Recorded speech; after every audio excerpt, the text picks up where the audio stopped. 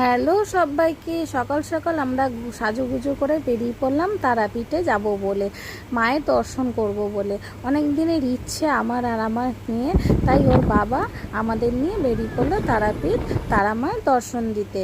আমার আর আমার মেয়ের এই প্রথমবার তারাপীঠের মায়ের দর্শন করা।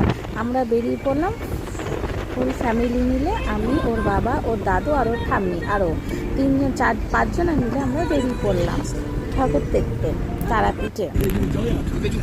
যাই হোক, আমরা যাচ্ছি, তোমরা দেখো আমার সাথে। আমি কিছু কিছু ভিডিও শেয়ার করছি তোমাদের সাথে, আমি পুরো ভিডিওটা করিনি, ঠিক আছে?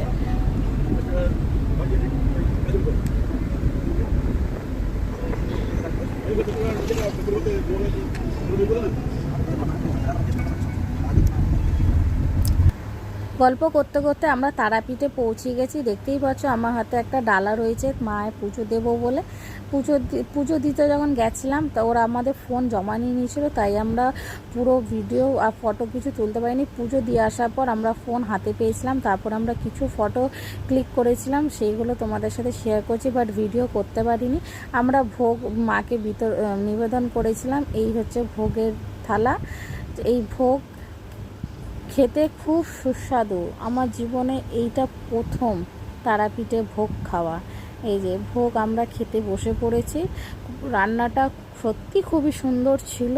পোলাও, 5-6 রকম ভাজা, মাছের মাথা, কিছু তরকারি, এইসব দিয়ে আমরা খেয়েছি। খুব ভালো হয়েছে। ভিডিওটা যদি ভালো লাগে অবশ্যই একটা লাইক কমেন্ট করে দিও।